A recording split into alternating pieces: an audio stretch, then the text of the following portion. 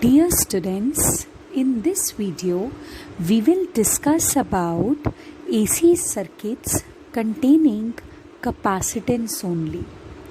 Okay, we know that capacitor is an electrical device which is used to store the charge. This is a capacitor. Okay, so whenever a capacitor is connected to the two terminals of the battery, one of the plates acquires positive charge and the other plate acquires equally negative charge. So this is the way a capacitor works. In fact, a capacitor is able to store the energy.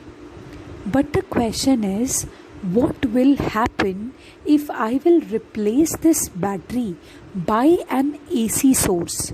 See, battery is a DC source. It always provides the direct current, and as far as we know that there is no current which goes inside the capacitor. Okay, the current only flows in these wires only. But that was the situation when the battery was there. But what will happen if the same capacitor will now be connected to an AC source like this? This is the subject of concern. Now this AC source will be the source which will provide alternating EMF. Okay, it will not give the fixed amount of voltage, it will give an alternating EMF, and that alternating EMF will be E is equal to E naught sin omega t, which is a fluctuating value.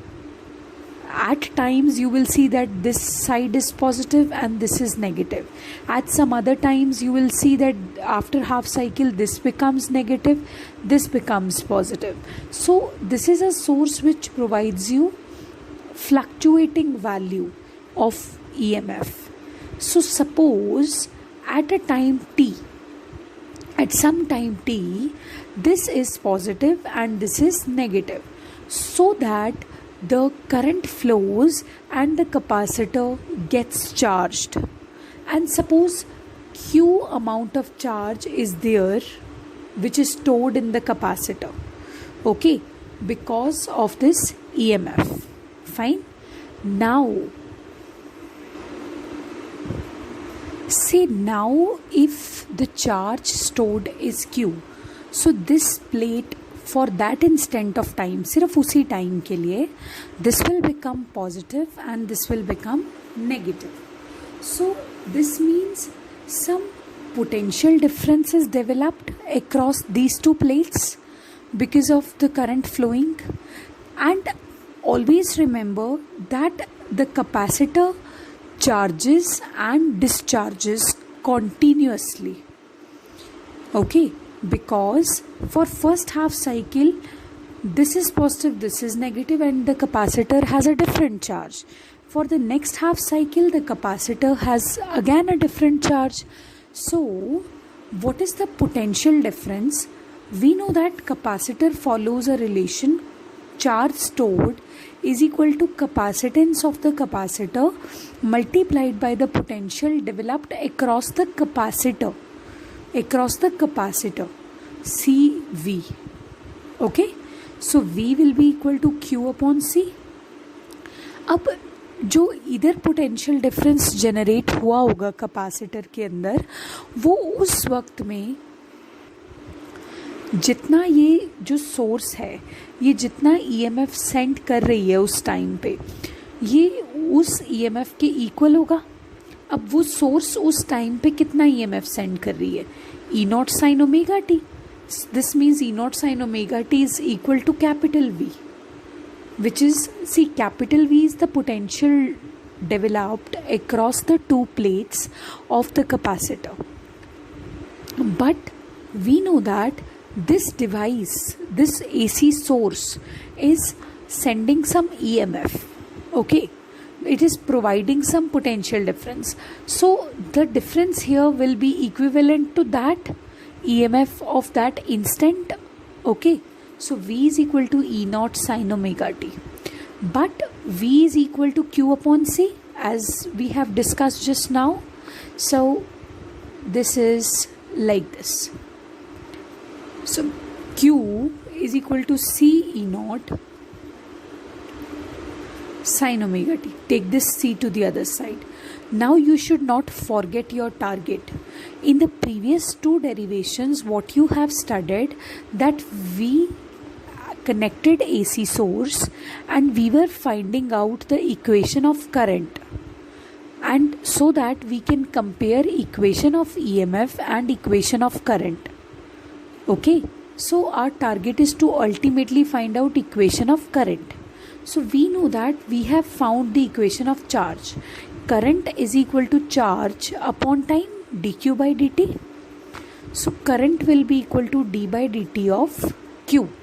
Q has the value C E naught sine omega t, and this will become C E naught will come outside because these are constants, so their differentiation won't happen. D by dt of sine omega t. What is the formula for differentiation?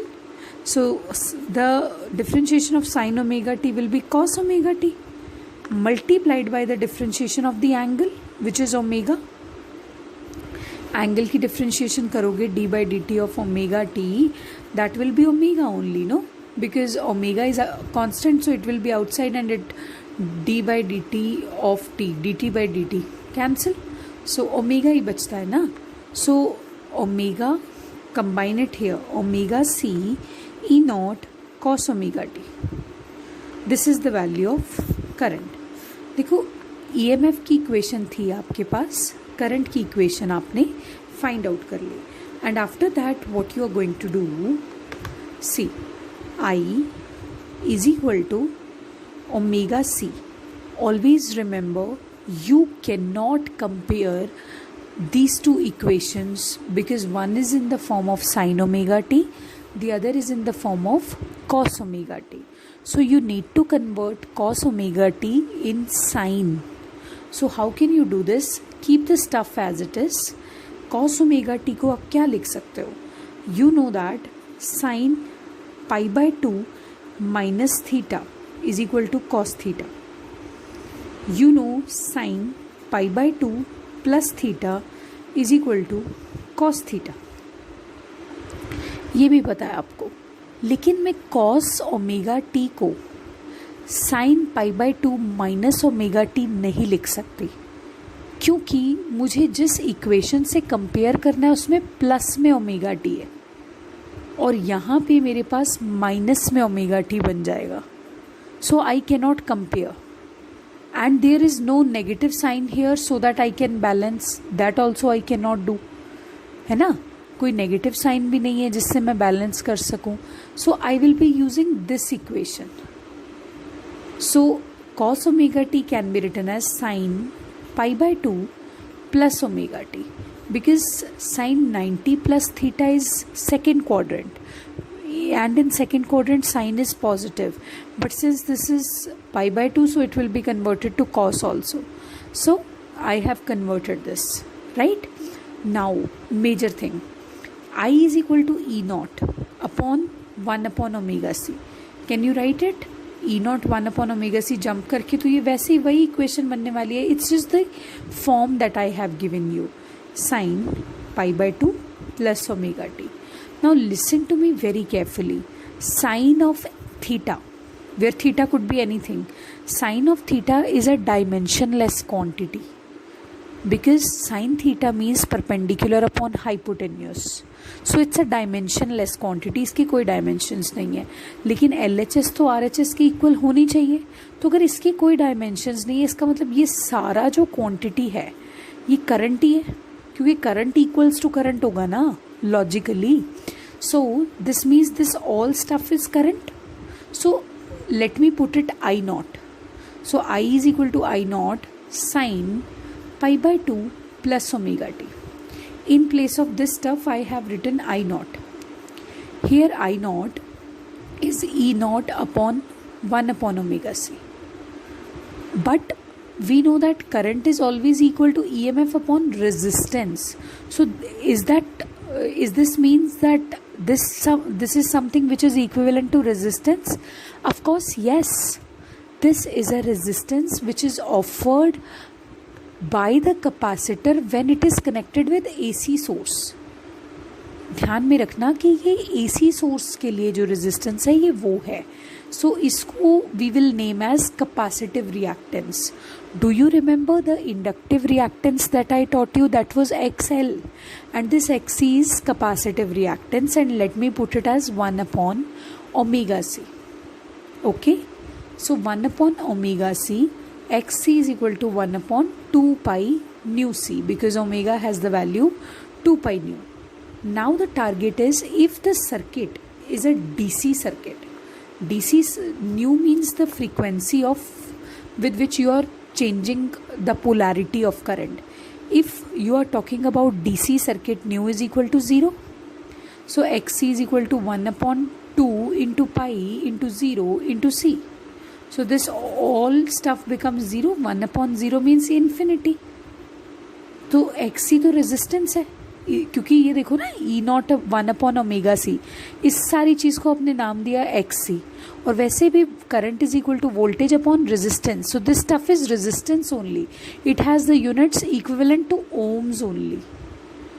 So what does this mean? That when you pass DC circuit, DC current na, direct current, so the capacitor offers infinite resistance to direct current. It blocks the direct current. So direct current never flows through capacitor. But when you talk about alternating current, that has some finite value of nu. So X is equal to 1 upon 2 pi nu C. New की कुछ value है, इसलिए alternating current में XC की भी कुछ value होगी. तो ऑल्टरनेटिंग करंट AC को तो पास होने दे देता है, ठीक है, AC को तो पास होने दे देता है क्योंकि उसकी फ्रीक्वेंसी बहुत ज़्यादा होती है. तो X तो उसको रेजिस्टेंस कम ऑफर होती है क्योंकि इन्वर्सली प्रोपोर्शनल है ना XC न्यू के. सो AC has a very high frequency, so the resistance for alternating current is low, and hence